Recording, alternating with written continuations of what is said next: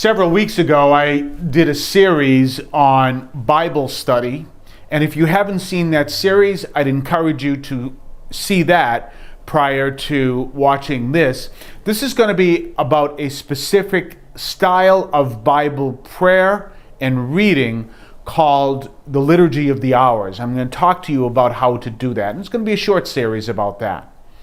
First of all, it's important for us to know what the Liturgy of the Hours is. It's an ancient practice in the church in which people who are the vowed or the ordained religious do, or they're supposed to do every single day, in which we pray a series of psalms, we do a Bible reading, we have prayer in there, and then we have intentions, Our Father, and dismissal prayer. The closing prayer and dismissal. So we see this format that is part of this Liturgy of the Hours, and it's done in different times of the day, or can be done. Some people will pray them all at one time, others will divide them into the different times of the day. There is, first of all, for many, what is known as the Office of Readings, which I will not include in this series. Then there is morning prayer, evening prayer. There's also 3 daytime prayers, midday, mid-morning, and mid-afternoon. And then there's Compline, which is night prayer, end of the day.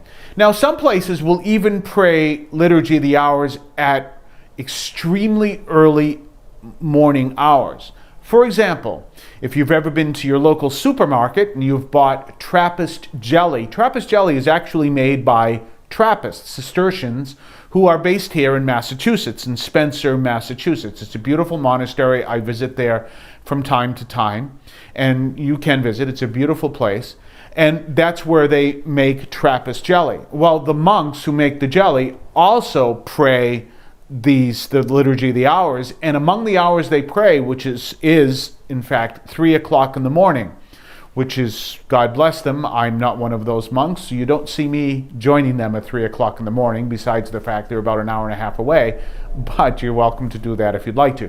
Anyway, people pray at different times of the day, and mostly, obviously, morning prayer at the beginning of the day, evening prayer at the end, towards the end of the day, and night prayer before you go to bed. Others pray it all at once. Archbishop Fulton Sheen encouraged priests to pray before the Blessed Sacrament every day for an hour. He said it was a holy hour, and he said any priest who prays a holy hour every day will not be lost. And among the things he encouraged they could pray during their holy hour was the breviary, the Liturgy of the Hours. So most of the lay people don't pray it, but I'm encouraging you if you'd like to. I actually, in my confirmation classes, we actually do evening prayer at the beginning of every one of our confirmation classes. So we have different styles of using the breviary. Now, what I want to focus on this class is which form of the breviary do you purchase in order to do that. It's really simple. I'm going to be straightforward, the book. And I'm going to go explain that in a minute.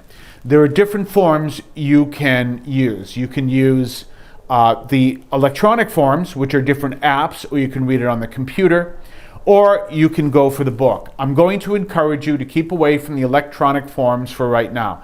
They're great for convenience. They're great if you're someplace and you don't necessarily are not able to pack a book or whatever the case may be. They're great mostly for convenience. However, to do what I'm going to teach you here, you're really going to need a book. In that case, and by the way, if you use some of the electronic apps, there's also different styles you can use. For example, iBreviary in English offers you the US English form of iBreviary. If you go to Universalis, you can look that up on your local search engine, Universalis, because there's a Universalis that isn't the breviary, and there's one that is, and you have to find out which one. Universalis is British, and if you use that, and you're not from England, you're going to be you're praying the Psalms using a different form of English than what we use in the United States. Obviously, you can understand it, but it's just a little different. The breviary I always recommend to begin is the 1-volume breviary. Now, there is a 4-volume breviary of books, but we're just beginning right now. When you get into the 4-volume, once you get the breviary down, then if you're really interested in doing that, go for the 4-volume. The 4-volume is obviously a little bit more complicated. Let's see if we can get through the 1-volume to understand how to do this. So my first lesson here is, what do you do? The name of the book in buying a book. The name of the book is called Christian Prayer, the Liturgy of the Hours. It's what I have here is published by Catholic Book Publishing Company. Should be fairly easy to remember. And it offers morning prayer, daytime prayer, and it says selection. So we're going to be focusing on morning and evening prayer, and some selections of Office of Readings. That's what you want. This is what it looks like. We'll give you a close-up on this, and it's not that expensive. Get a hold of this, and our next lesson, we'll talk about how to use it. But that's how we start. You can get this at your local Catholic bookstore. You can get this online at Catholic bookstores. I think you can get it at Amazon.com. You can even, on your way, and know they did not sponsor this, you can either, on your way to buying Trappist jelly at St. Joseph's Abbey, you can buy one of these there too. But anyway, there you go. Let's start there. Christian Prayer, and see if you can get that book. And our next lesson will be how to use it. God bless you.